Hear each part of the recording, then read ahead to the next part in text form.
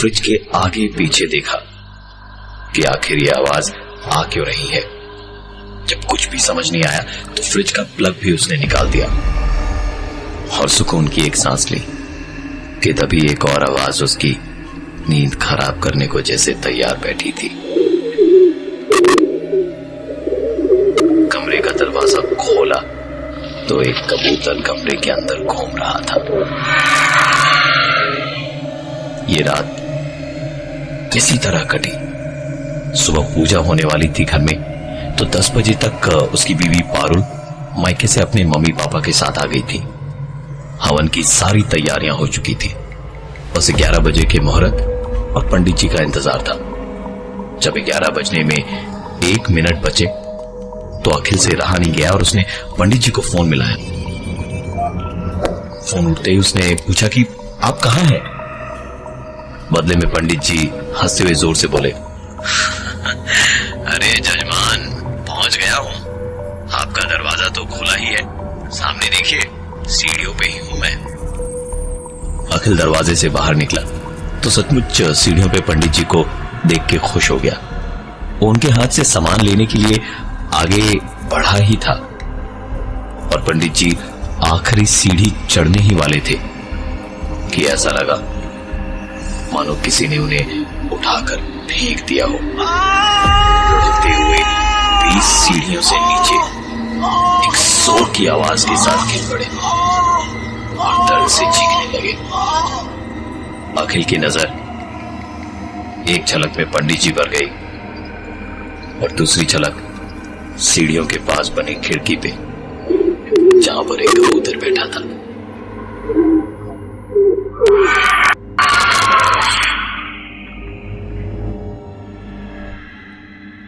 अखिल के नए घर में आज पूजा थी और पूजा की एक रात पहले उसने अपने घर में जब सारा सामान शिफ्ट किया तो देर रात कई तरह की आवाजें उसके सामने हुई, जिनसे वो सारी रात परेशान रहा।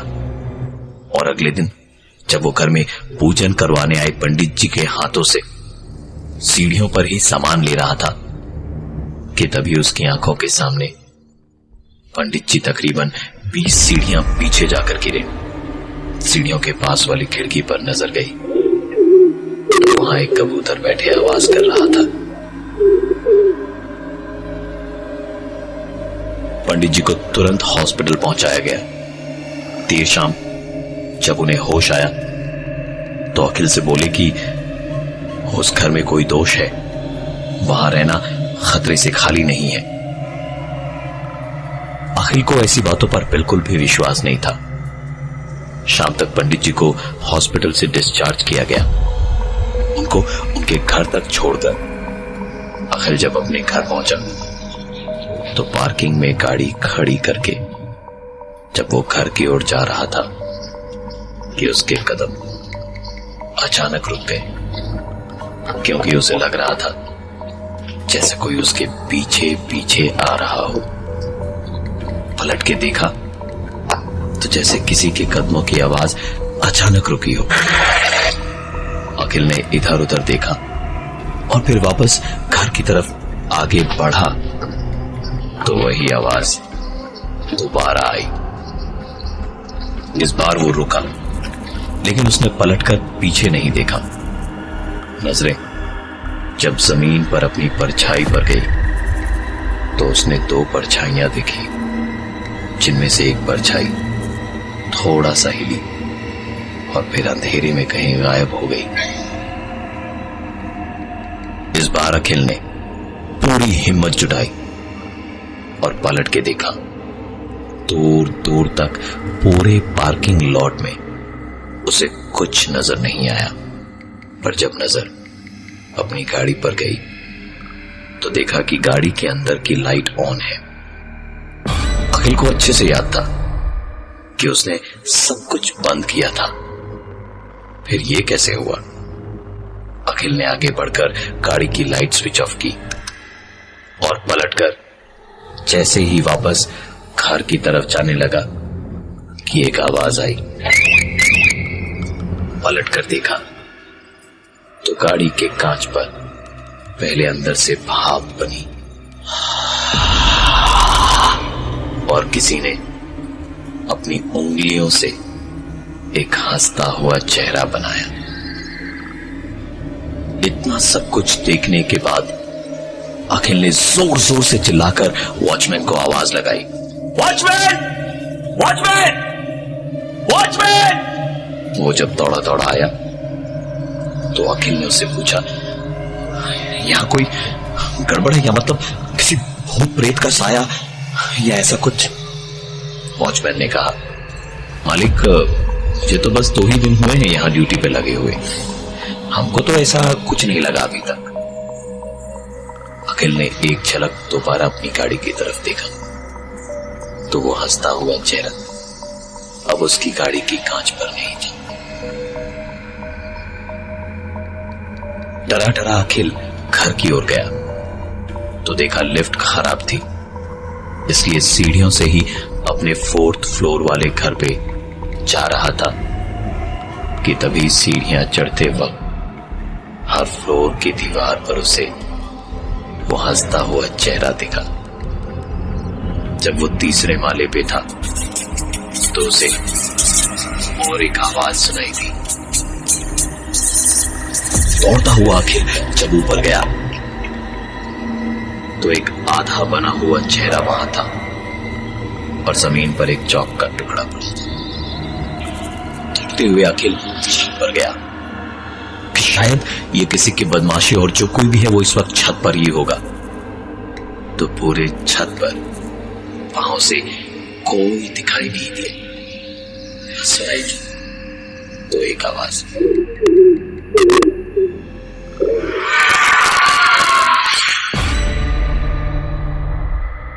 अखिल के नए घर में उसे ऐसी परेशानियां हुई कि उससे रात को सोया नहीं गया। उसकी कार हो, बिल्डिंग की पार्किंग हो या सीढ़ियां, हर जगह उसकी आंखों के सामने उसे अजीब सी चीजें दिखाई दे रही थी। किसी का पीछा करते हुए जब वो छत पर देर रात गया, घर में घुसने के बाद भी उसे बस दिन भर की सारी बातें परेशान किए जा रही थी। उसे नींद नहीं आ रही थी तो सोचा कि टीवी देख लिया जाए। अखिल ने टीवी ऑन किया और फिर थोड़ा कुछ खाने का लेकर खाते खाते टीवी देखने लगा। हल्की हल्की झपकियां उसे रह रह कर आ रही थी। टीवी देखते देखते अखिल को अचानक समझ आया जैसे उसे घुटन सी हो रही है। सांस लेने में दिक्कत सी होने लगी। गले पे भी ऐसा लग रहा था जैसे कोई गला पकड़े है और अचानक ऐसा लगा जैसे गला बहुत तेजी से कोई दबा रहा हो। अखिल के हाथ से कटोरी छोड़कर नीचे गिर गई। वो हड़बड़ाते हुए उठा, खिड़की के पास गया और गहरी सांसें लेकर वापस आया। उसने फर्श को साफ किया और सोफे पे बैठ के दोबारा टीवी देखने लगा। इस बार दोनों हाथ अखिल के सोफे के शोल्डर रेस्ट पे थे। उसे हल्की सी झपकी आई तो ऐसा लगने लगा जैसे किसी ने उसके हाथों को जकड़ दिया है और वो अपनी जगह से हिल भी नहीं पा रहा। अखिल धीरे धीरे ताकत बढ़ाता जा रहा था, लेकिन उधर से भी ताकत बराबर लग रही थी। ज्यादा दम हो गया जब अखिल को कंधों में दर्द होने लगा। जब अखिल से और ज्यादा दर्द बर्दाश्त नहीं हुआ तो किसी तरह बाहें मरोड़ के उसने झटके से खुद को छुड़ा लिया। बैठा बैठा जमीन पे हाफ रहा था। पूरे घर की उसने बत्तियां जलाई और हर जगह देखा, कहीं कोई नहीं था। सिर्फ नीचे सड़क पर इक्का दुक्का निकलती गाड़ियों की आवाज थी। अखिल ने टीवी बंद किया और आराम से चेयर पे बैठा। थोड़ी देर में जब सब कुछ नॉर्मल हुआ, उसकी सांस में सांस आई तो कमरे में जाकर सोने की कोशिश करने लगा। उसकी नींद आते आते उस रात फिर से चली गई। घड़ी देखा तो सुबह के 5 बजे थे। करीबन घंटे भर के बाद सुबह हो जानी थी। बाहर जाके सोचा टीवी ही देख लिया जाए। टीवी एक बार फिर चला के अखिल बैठा। गाने और न्यूज के चैनल बदल बदल के देखते देखते उसे एक बार फिर से एक झपकी आते ही ऐसा लगा जैसे कोई छल के उसके ऊपर कूदा हो और उसके दोनों हाथ पकड़ रखे और गले को दबोच रखा हो। ना तो अखिल के हाथ चल रहे थे और ना ही वो मदद को चिल्ला पा रहा था। सिर्फ घुटी हुई सी आवाज आ रही थी उसके गले से। आलम ये था कि अखिल ने आस छोड़ दी थी अपने जिंदा रहने की कि ठीक तभी घर की डोरबेल बजी। डोरबेल बजते के साथ ही अखिल के शरीर पर से वो दबाव अचानक से कम हो गया। अखिल ने दौड़ते हुए जाकर दरवाजे को खोला तो सामने उसकी बीवी थी जिसके चेहरे की हवाइयां उड़ी हुई थी। उसने कहा कि मुझे रात को एक बहुत बुरा सपना आया कि कोई तुम्हें मारने की कोशिश कर रहा है, इसलिए मैं दौड़ी दौड़ी यहां चली आई और तुमने एक बार भी मेरा फोन नहीं उठाया। कितनी बार मैंने फोन किया तुम्हें।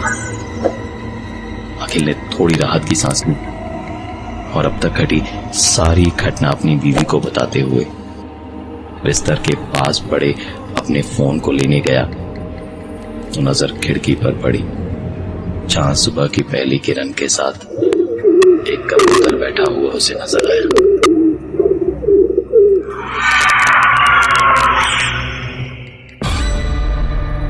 अखिल के 15 दिन से हर कोने से बंद पड़े नए घर में कभी कबूतर मिले, कभी कुछ अजीब चीजें दिखी।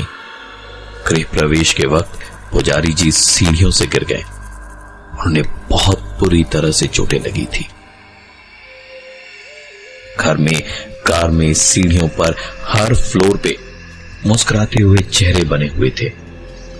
और फिर टीवी देखते वक्त किसी का अखिल के गले को दबाना और उसकी बीवी के पहुंचते ही अखिल के शरीर पर से उस दबाव का कम होना। अखिल ने अपना फोन उठा के देखा तो उसकी बीवी और पंडित जी के कई मैसेजेस और मिस्ड कॉल्स पड़े थे। सुबह भी हो चुकी थी। अखिल ने तुरंत पंडित जी को फोन मिलाया। पंडित जी ने फोन उठाते ही कहा, तुरंत मेरे घर पहुंचो। और अखिल वहां अगले 15 मिनट में अपनी बीवी के साथ पहुंचा।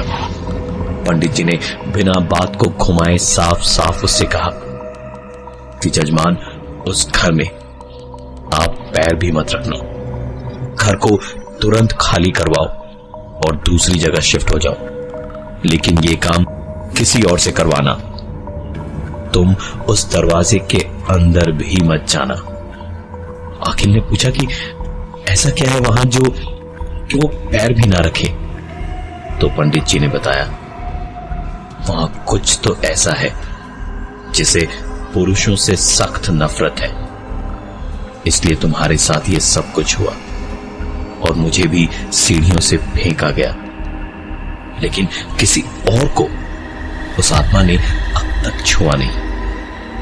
मुझे ठीक जैसे तुम्हें कल रात को ऐसा लग रहा था जैसे कोई तुम पर हावी हो रहा हो, मेरे साथ भी वैसा ही हुआ। और उसके बाद रात को सपने में भी एक आवाज मेरे कानों में आकर कह रही थी, कोई नहीं आएगा उस घर में, तुम जितनी जल्दी हो सके उस घर को खाली कर दो, लेकिन ये याद रखना कि तुम उस घर में एक कदम भी नहीं रखोगे। वहां से निकलकर अखिल के दिमाग में सिर्फ एक ही सवाल गूंज रहा था कि अब वो उस घर को खाली कैसे करवाए। इतने में ही उसकी बीवी ने कहा कि तुम्हें अगर पंडित जी की बात ठीक से याद है तो उस घर में किसी पुरुष के घुसने से प्रॉब्लम है, तो क्यों ना मैं और मां हम दोनों मिलकर उस घर को खाली कर दें। अखिल नहीं चाहता था कि वो अपनी पत्नी की जिंदगी दांव पर लगाए, पर उसके बार बार कहने पर अखिल मान गया और इसी बीच उसने प्रॉपर्टी डीलर जिससे ये फ्लैट लिया था उनसे पूछा कि उस घर में कहीं कोई दिक्कत पहले भी हुई है। तो प्रॉपर्टी डीलर ने सारी बात बताई। दरअसल उस घर में करीबन 8 साल पहले एक लड़की जो वहां अकेली रहती थी, एक दिन बड़ी घिनौनी वारदात में उसकी जिंदगी बर्बाद हो गई। उस घटना के बाद उसने उसी घर में सुसाइड कर लिया। उसके करीबन 2 साल बाद उस घर को मैंने किराए पे दिया तो एक हफ्ते में पता चला जो कपल वहां रह रहे थे उसमें हस्बैंड की हालत काफी खराब हो गई थी। उन्होंने उस फ्लैट को छोड़ दिया। मैंने भी ज्यादा ध्यान नहीं दिया और अब जब उस बात को 6 साल हो चुके थे तो मुझे लगा कि शायद अब सब कुछ सही हो गया होगा। अखिल को अपने सारे सवालों के जवाब मिल गए थे। घर का सामान सही सलामत शिफ्ट हो जाए इसके लिए उसके सास ससुर भी वहां गए, पर ससुर जी घर के नीचे ही खड़े रहे और उन्होंने घर की शिफ्टिंग का सारा काम करवाया। उस घटना के करीबन 1 महीने बाद अखिल और उसकी बीवी एक नई जगह शिफ्ट हो गए जहां उन्हें कोई दिक्कत नहीं हुई सिवाय एक चीज के, जो अखिल के घर में नहीं पर अखिल के सास ससुर के घर में हुई थी। अखिल के सास ससुर घर की शिफ्टिंग करवा के जब वापस अपने घर पहुंचे तो वहां उनके घर का सारा सामान बिखरा और टूटा हुआ पड़ा था और घर में एक कबूतर उड़ रहा था।